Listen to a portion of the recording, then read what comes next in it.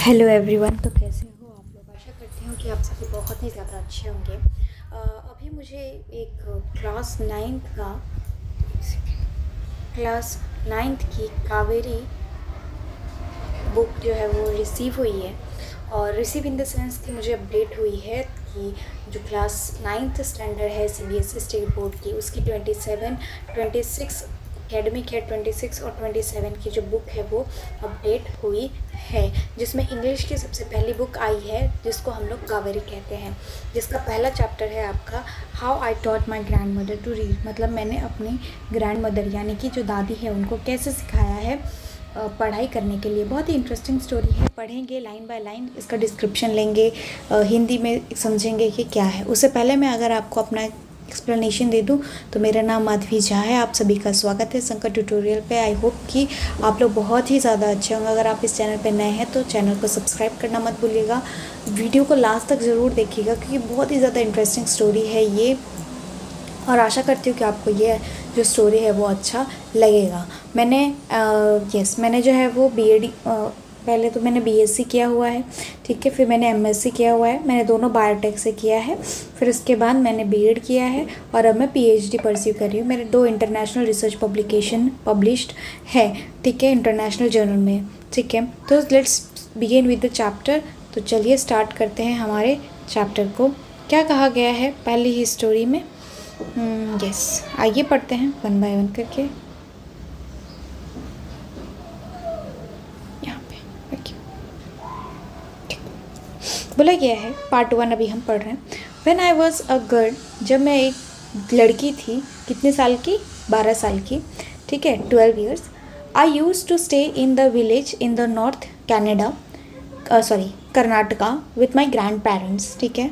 मैं नॉर्थ में रहती थी, जो कि कर्नाटका में, नॉर्थ जो है वो अपने कर्नाटका में आता है, इंडिया के कर्नाटका जो वो नॉर्थ में आता है। तो वहाँ पर मैं रहती थी किनके साथ? अपने ग्रैंड पेरेंट्स के साथ। दोज डे, मतलब उन दिनों में जो ट्रांसपोर्टिंग सिस्टम होता था वो उतना ज़्यादा अच्छा नहीं था। The transporting system was not very good. जो ट्रांसपोर्टिंग सिस्टम था वो अच्छा नहीं था। So we use to get the morning paper only in the afternoon, और इसी की वजह से जो मॉर्निंग पेपर होता था वो हमें शाम को मिलती थी। The weekly magazine use to came one day late. जो वीकली मैगजीन जो टाइम पे आना चाहिए था वो हर दिन लेट आती थी। All of us would wait eagerly for the bus, which is used to came with the papers, weekly magazine and the post। बोला गया है कि हम सभी लोग जो है वो ईगरली वेट करते थे बस का, ताकि वो जो बस आएगी तो वो क्या करके लेकर आएगी? पेपर अपने साथ लेकर आएगी, और जो वीकली मैगजीन होता है वो अपने साथ लेकर आएगी, ठीक है। क्योंकि पहले के ज़माने में क्या होता था ना कि जो ट्रांसपोर्टिंग सिस्टम है वो ख़राब होती थी, क्योंकि रोड जो है वो ख़राब होता था, जिसकी वजह से ट्रांसपोर्टिंग सिस्टम ख़राब होती थी। Eight that time Triveni was a very powerful popular writer in the Kannada language. बोला गया उस टाइम पे जो त्रिवेणी थी एक बहुत बड़ी जो है वो राइटर थी कन्नड़ा लैंग्वेज में। वो एक वंडरफुल राइटर थी। She was a wonderful writer. Her style was easy to read and convincing. उनका जो स्टाइल है लिखने का वो बहुत ही ज़्यादा अच्छा है रीड करने के लिए, और बहुत ही ज़्यादा अच्छा कन्विंसिंग होता है, मतलब समझ में आ जाता है। हर story usually dealt on the complex psychological problem in the lives of the ordinary people and were always very interesting। और उनकी जो स्टोरी होती थी वो हमेशा जो साइकोलॉजिकल प्रॉब्लम होता है, जो कॉम्प्लेक्स साइकोलॉजिकल प्रॉब्लम होता है उसके ऊपर होती थी, और जो लोग होते थे, जो ऑर्डिनरी पीपल होते थे विलेजेस में जो रहते थे, उनके क्या साइकोलॉजिकल प्रॉब्लम है, उनको जो कॉम्प्लेक्स साइकोलॉजिकल प्रॉब्लम है उसके ऊपर वो लिखा करते थे। Unfortunately for Kannada literature she die very young. बोला गया है कि अनफॉर्चुनेटली जो कन्नड़ा लिटरेचर है उसकी बात अगर हम कर रहे हैं तो जो त्रिवेणी थी वो अपनी यंग एज मतलब होता है 20-30s में ही उनकी डेथ हो गई थी। इवन नाउ आफ्टर 40 ईयर्स, मतलब 40 साल के बाद भी पीपल जो है वो उनके नॉवेल्स को अप्रिशिएट करते हैं और उनके नॉवेल को पढ़ते हैं। वन ऑफ हर नॉवेल, उनका एक नॉवेल था दैट इज़, उसको काशी यात्रा कहा जाता था, ठीक है, जो कि एक सीरियल की तरह आता था कन्नड़ के वीकली मैगजीन में, जिसका नाम था करम वीरा, ठीक है। अब बोला गया है कि it was a story of an old lady and her ardent desire to go to Kashi and Varanasi. इसमें एक स्टोरी होती थी एक ओल्ड लेडी की, और क्योंकि उसका क्या डिज़ायर था, उसको काशी जाना था और वाराणसी जाना था, उसके बारे में उसमें बताया गया है, उस बुक में बताया गया है, यानी कि उस मैगजीन में बताया गया है। Most of Hindu believe that the going to Kashi and the worshipping the lord Vishweshwara is the ultimate punya. और बहुत सारे ऐसे हिंदू मानते हैं कि काशी जाना और लॉर्ड विश्वेश्वरी को वर्शिपिंग करना एक अल्टीमेटली हमारे लिए पुण्य की तरह काम करता है। This old lady also believe in it, और ये ओल्ड लेडी जो थी वो उसी में भरोसा रखती थी।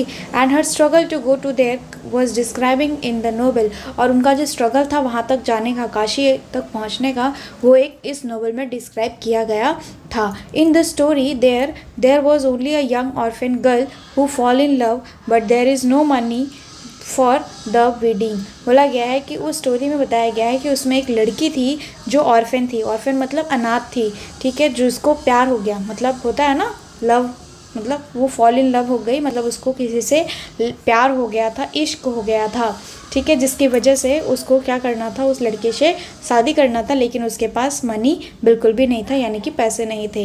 इन the end the old lady give all her saving without going to Kashi, और लास्ट में क्या हुआ कि वो जो लेडी काशी जाना चाहती थी और उसके जो भी सेविंग थे उसने क्या किया, वो लड़की को दे दिया, जो ऑर्फन गर्ल थी उसको दे दिया। She say happiness of this orphan girl is more important than the worshipping of lord Vishweshwara at Kashi. उसने कहा कि तुम्हारी जो खुशी है वो मेरे लिए ज़्यादा इंपॉर्टेंट रखती है एज कम्पेयर टू मैं काशी जाकर विश्वेश्वरा की पूजा करूं। The grandmother my grand mother Krishtakka never went to school and so she could not read. मेरी जो ग्रैंड मदर है, मतलब राइटर कह रही है कि मेरी जो ग्रैंड मदर है कृष्टक्का, वो कभी भी स्कूल नहीं गई और इसीलिए उनको पढ़ना लिखना नहीं आता है। Every Wednesday the magazine would came and I would read the next episode for the story to her. हर वेडनेसडे को मैगजीन आता था और मैं उनके लिए वो स्टोरी पढ़कर उनको सुनाया करती थी। During that time she would forget all the work and listen with the greatest concentration. और उस टाइम में वो अपने सारे काम छोड़ छाड़ के क्या करती थी, वो अपने सारे काम छोड़ छाड़ के जो पढ़ाई है उस, मतलब मैं जो पढ़ती थी, जो स्टोरी पढ़ती थी, उनको सुनाती थी, वो उस पर सारा दिमाग कॉन्सेंट्रेट करती रहती थी। Later she could repeat the entire next by heart. फिर उसके बाद बोला गया है कि वो सब इतना ध्यान से सुनती थी कि वो सारी चीज़ें उनको याद रह जाती थी, और उसके बाद वो लोगों को भी ये कहानी जो है वो सुनाया करती थी। My grand mother to never went to Kashi. मेरी जो ग्रैंड मदर है वो कभी भी काशी नहीं गई हैं। And she identify herself with the noble protagonistic. बोला गया है कि वो खुद को ऐसा मानती है कि वो एक दिन वहाँ पर जाना चाहती है, और मतलब वो उस नॉवेल को अपनी जैसे मानती है कि वो भी जाना चाहती है लेकिन वो जा नहीं पा रही है। So more than anybody else she was the one of the most interested in knowing what happened in the next story and used to insist that I read that serial out of her। बोला गया है कि वो बहुत, जैसे लोग बहुत ही ज़्यादा उत्तेजित हो जाते हैं, बहुत ही ज़्यादा इंटरेस्ट लेते हैं चीज़ों को जानने के लिए, तो क्या हो गया है कि जो मेरी दादी है, यानी कि जो मेरी ग्रैंड मदर है, वो इसमें बहुत ही ज़्यादा इंटरेस्ट रखती थी। वो एक थी जिसको इस स्टोरी में बहुत ही ज़्यादा इंटरेस्ट, उनमें से थी जिसको बहुत ही ज़्यादा इंटरेस्ट स्टोरी को सुनने के लिए रहता था। और फिर वो उसके लिए मुझे क्या करना पड़ता था, मुझे वो स्टोरी जो है वो उनको सुनाना पड़ता था।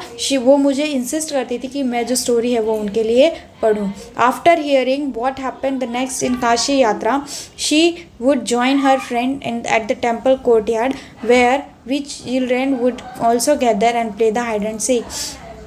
जब वो काशी यात्रा का नेक्स्ट एपिसोड आता था तब वो जो टेम्पल होता था वहाँ पर चली जाती थी, और टेम्पल में जब वो जाती थी तो अपने फ्रेंड को गैदर कर लेती थी, एक इकट्ठा कर लेती थी और उनको वो स्टोरी सुनाती थी। और उस टाइम में हमें जो है वो हाइड एंड सीक खेलने के लिए मिल जाता था। यहाँ पे देखिए ये जो दादी है वो क्या, ये इन तीनों को अपना क्या सुना रही है, अपनी कहानी सुना रही है, और यहाँ पर लोग जो है वो हाइड एंड सीक खेल रहे हैं। मे बी इनमें से कोई एक जो है वो राइटर हो सकता है, ठीक है। बोला गया है she would discuss the latest episode with her friend at the time I never understood why there were so much to debate about the story. हाँ, हालांकि बोला गया है कि वो जो लेटेस्ट एपिसोड होता था वो अपने दोस्तों के साथ शेयर करती थी उस टाइम में। लेकिन मुझे पता नहीं क्यों ऐसा लगता है कि क्यों ये जो स्टोरी है वो उस टाइम पे इतना ज़्यादा डिबेटेबल थी, मतलब लोग जो है वो इसके बारे में इतना ज़्यादा जानने की इच्छा रखते थे।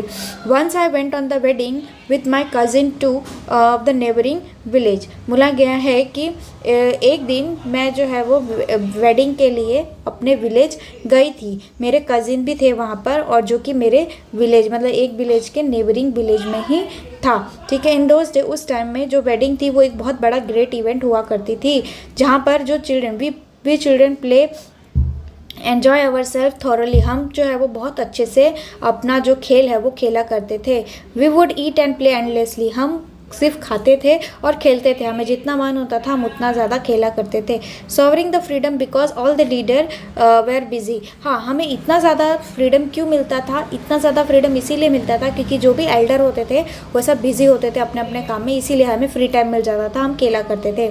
I went for the couple of day but ended with the stay there for a week. मैं हालांकि 2 दिन के लिए ही जाती थी। कपल ऑफ डे का मतलब होता है सिर्फ 2 दिन के लिए जाती थी, और मैं एक पूरा वीक जो है वो बिताकर आती थी वहाँ पर। When I came back to the village, जब मैं वापस से आई, I saw my grand mother in tear. मैंने अपनी ग्रैंड मदर को रोते हुए देखा। मैं बहुत ही ज़्यादा सरप्राइज हो गई।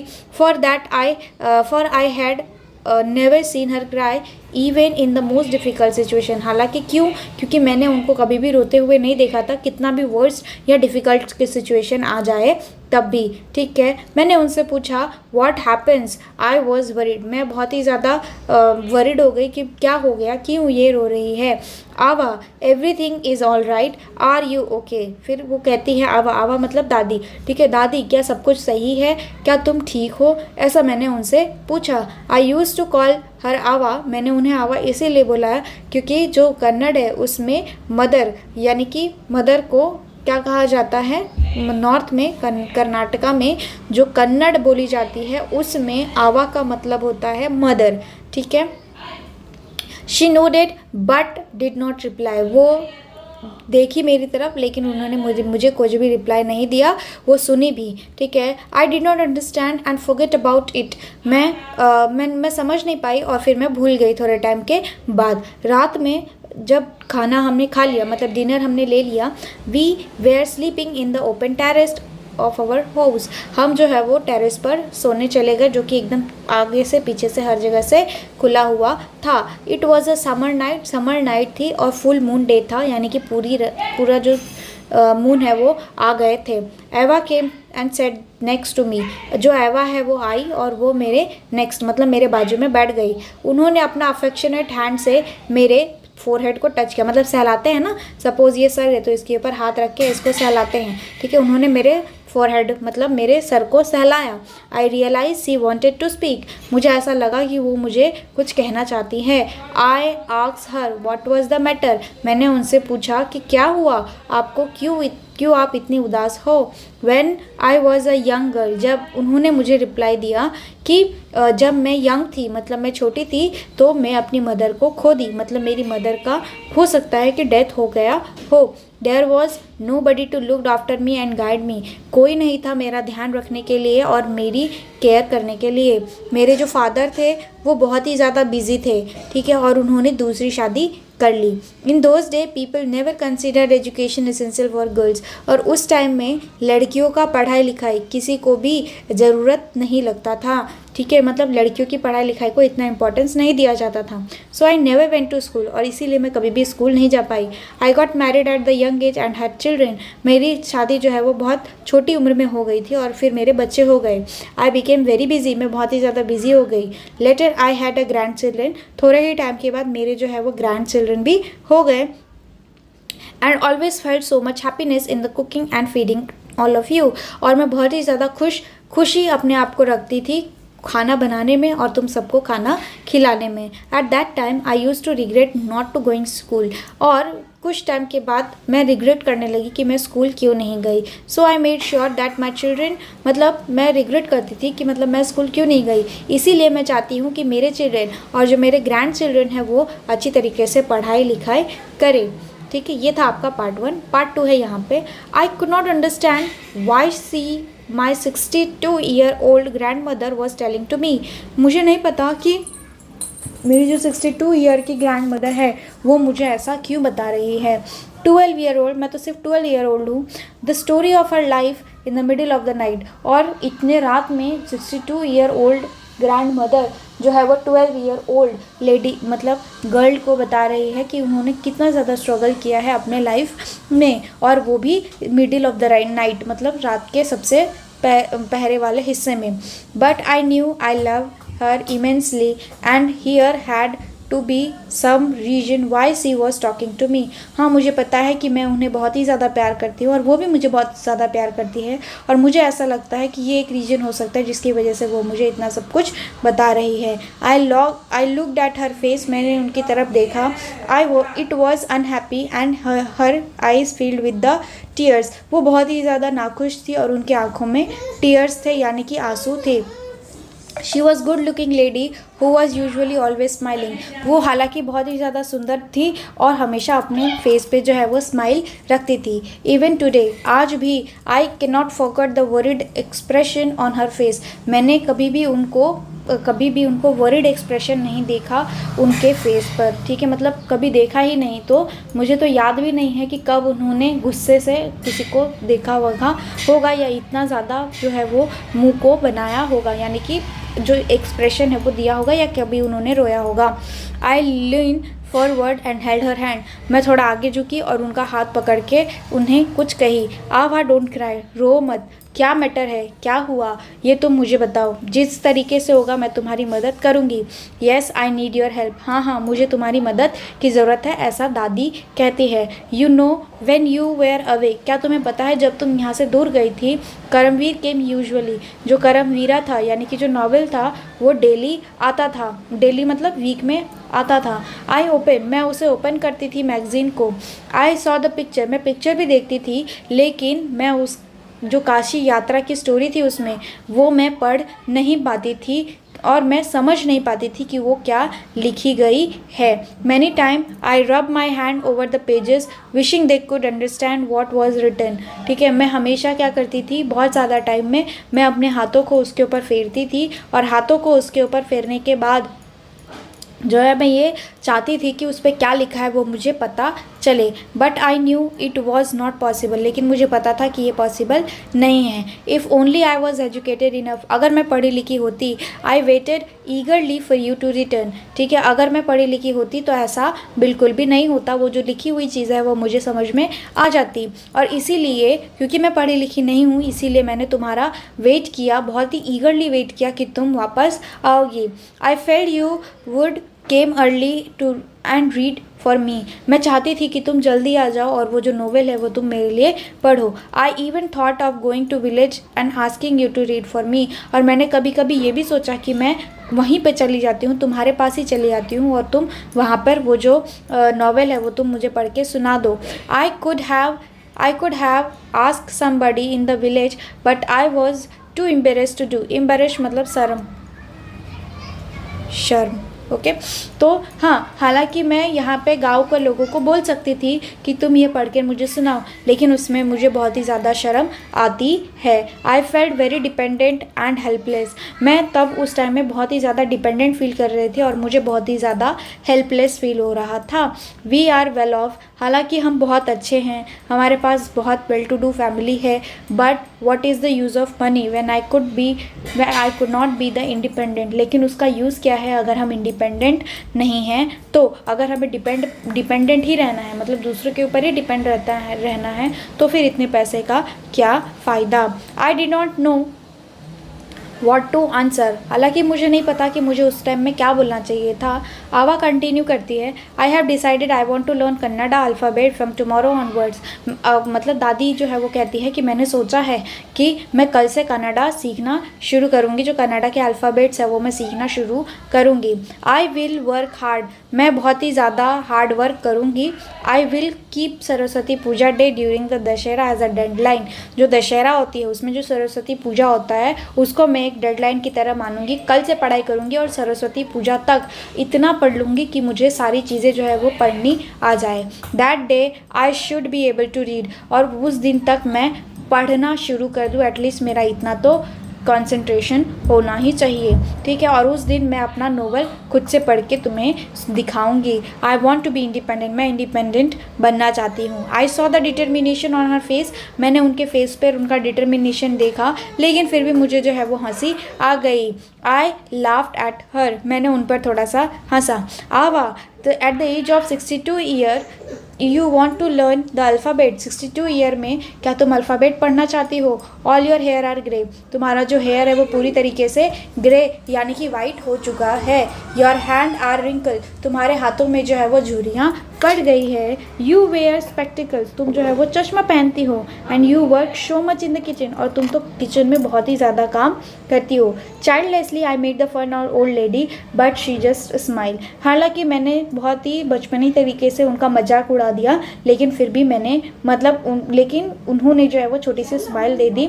For a good cause if you are determined, हालांकि उन्होंने कहा कि अगर तुम्हारा डिटर्मिनेशन सही है तो तुम कोई भी ऑब्स्टेकल को ओवरकम मतलब है कि नाप सकते हो, यानी कि उसको ओवरकम कर सकते हो। ओवरकम मतलब उभर सकते हो। I will work harder and then anybody but I will do it, ठीक है। मैं हार्ड वर्क करूँगी, हालांकि जितना लोगों ने नहीं किया होगा उतना उससे ज़्यादा करूँगी, लेकिन मैं ये करके दिखाऊँगी। For learning there is no age bar, बोला गया है कि पढ़ने लिखने के लिए कोई भी एज क्राइटेरिया नहीं है। Next day onward, next day से ही मैंने अपना ट्यूशन जो है वो स्टार्ट कर दिया। आवा जो है वो एक वंडरफुल स्टूडेंट है, मतलब दादी जो है वो एक वंडरफुल स्टूडेंट है, और दादी या नानी जो है वो वंडरफुल स्टूडेंट है, और जो अमाउंट है होमवर्क का वो बहुत ही ज़्यादा अच्छी तरीके से कर रही थी, ठीक है। शी वुड रीड, वो रीड करती थी, रिपीट करती थी, यानी कि वापस से पढ़ने की कोशिश करती थी। राइट एंड रिसाइट करने की कोशिश किया करती थी, मतलब पढ़ना लिखना वो सब कुछ बार बार रिपीट कर रही थी।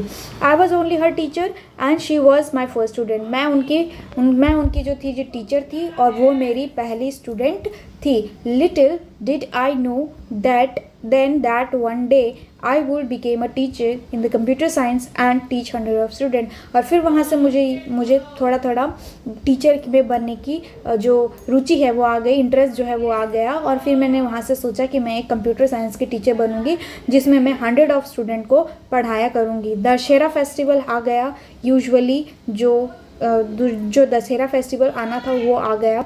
सीक्रेटली मैंने काशी यात्रा जो नॉवेल है वो मैंने ख़रीदा, जो कि उस टाइम में पहली बार इन द सेंस कि लेटेस्ट एपिसोड आया था। मेरी जो ग्रैंड मदर है उन्होंने मुझे बुलाया पूजा प्लेस पे, और उन्होंने मुझे एक स्टूल पर बिठाया। स्टूल मतलब ऐसे छोटे से चेयर, उस पर उन्होंने मुझे बिठाया और उन्होंने मुझे गिफ्ट दिया, और वो क्या था, फ्रॉक मटेरियल था, ठीक है। और उसके बाद उन्होंने then she did something unusual, उसके बाद उन्होंने कुछ ऐसा किया जो कि उन्हें नहीं करना चाहिए था, अनयूजुअल किया। सी बेंट डाउन, वो नीचे झुकी और उन्होंने मेरे जो पैर है उसको छुआ। मैं बहुत ही ज़्यादा सरप्राइज़ हो गई और मुझे बहुत ही ज़्यादा आश्चर्य लगा। हालांकि जो एल्डर है वो कभी भी जो यंगर्स होते हैं उसके पैर नहीं छूते हैं, ठीक है। हम हमेशा उनके पैर छूते हैं जो जैसे कि गॉड, एल्डर, टीचर, ठीक है, ऐसे लोगों के पैर छूते हैं, यंगर्स बच्चों के पैर नहीं छूते हैं, ठीक है। नॉर्थ में तो यही होता है, साउथ का बोला गया है तो साउथ में भी यही होगा।